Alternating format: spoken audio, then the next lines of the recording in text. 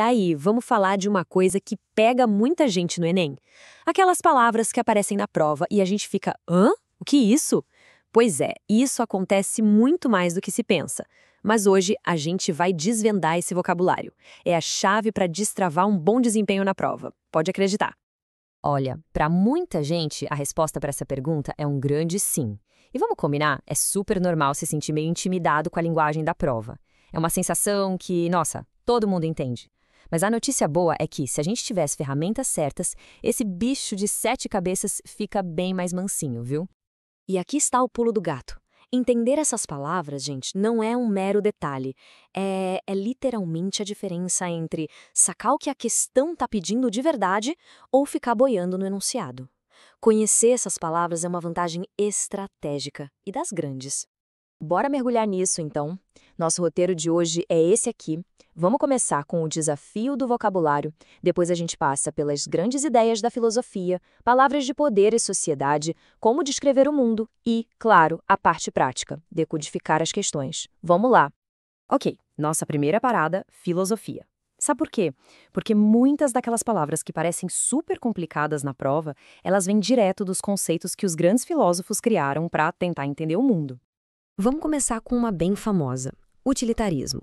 A ideia principal, no fundo, é bem simples. A melhor atitude, a melhor ação, é aquela que vai gerar um máximo de felicidade para o maior número de pessoas possível. É quase como se fosse uma matemática da felicidade, sabe?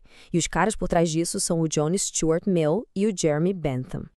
E para isso fica bem claro, nada melhor que o famoso dilema do trem. Imagina só a cena. Tem um trem desgovernado e ele está indo em direção a 5 pessoas amarradas no trilho. Mas, olha só, existe uma alavanca. Se essa alavanca for puxada, o trem desvia para outro trilho onde tem só uma pessoa. E aí, o que fazer?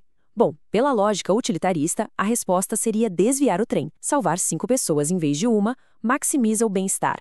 É um conceito super forte que o Enem, olha, adora explorar nas questões de ética. Agora, duas palavras que parecem primas, mas que não dá para confundir: cosmogonia e cosmologia.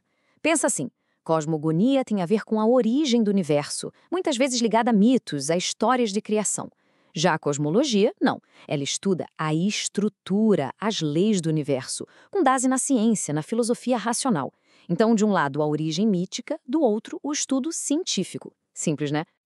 Beleza, agora um pacotão de filosofia que sempre aparece.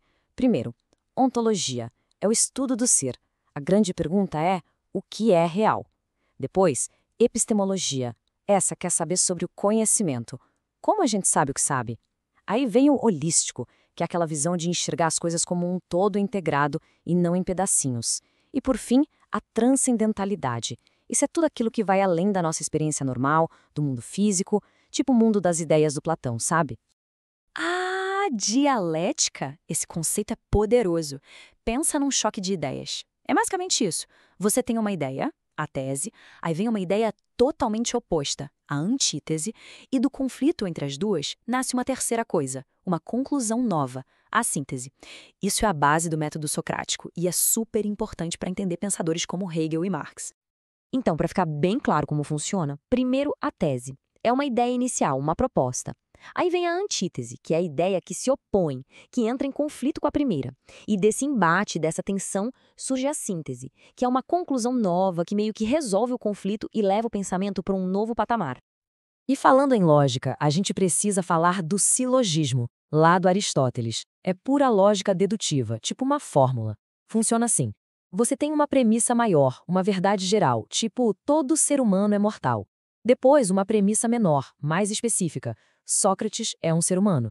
A conclusão? Bom, ela é inevitável, né? Logo, Sócrates é mortal. Não tem como escapar. Muito bem, a gente já viu como as grandes ideias se formam. Agora, vamos trazer isso para o nosso dia a dia, para o mundo real.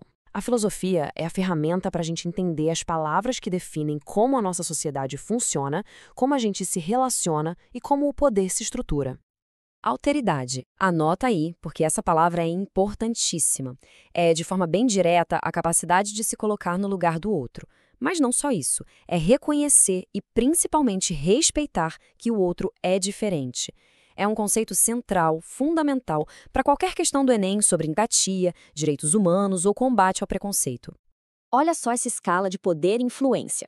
Começa com a injunção. que é uma ordem, uma instrução, tipo o que a gente vê no manual. Tranquilo. Aí o negócio esquenta um pouco com a coerção, que é quando se usa a força ou a ameaça para obrigar alguém a fazer alguma coisa. E no topo dessa escala, a gente tem o despotismo, que é um governo tirânico, absoluto, onde o poder não tem limite. Agora, duas palavrinhas bem diretas do mundo social e econômico.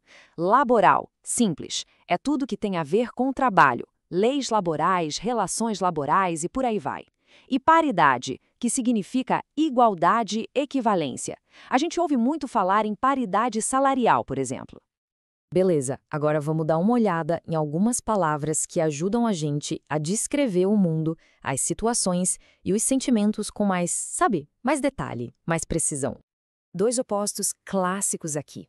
Intermitente é aquilo que acontece, acontece de novo, não é constante. Tipo uma chuva intermitente. Já perene, ao contrário, é aquilo que dura, que é constante, que atravessa o tempo. Pensa num debate perene, uma discussão que parece que nunca vai ter fim. E aqui um quarteto de palavras que dão um toque especial na descrição. Idiosincrasia. É um jeito, um comportamento bem particular de uma pessoa ou de um grupo.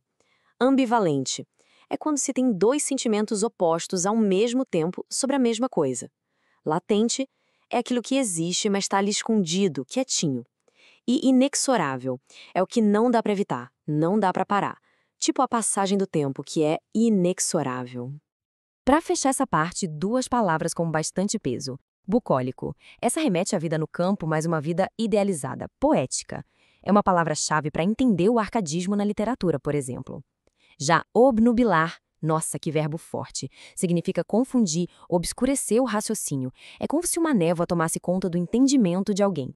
Certo, mas não adianta nada a gente saber a teoria se não souber usar na prática, não é mesmo? Então, agora a gente chega na parte mais crucial. Como todo esse vocabulário realmente aparece lá na hora da prova do Enem. É aqui que o conhecimento vira ponto, gente. Olha só um exemplo clássico. Com certeza alguém já se deparou com isso num enunciado. Infere-se que. Bate até um gelo, né? Mas calma. Inferir nada mais é do que concluir.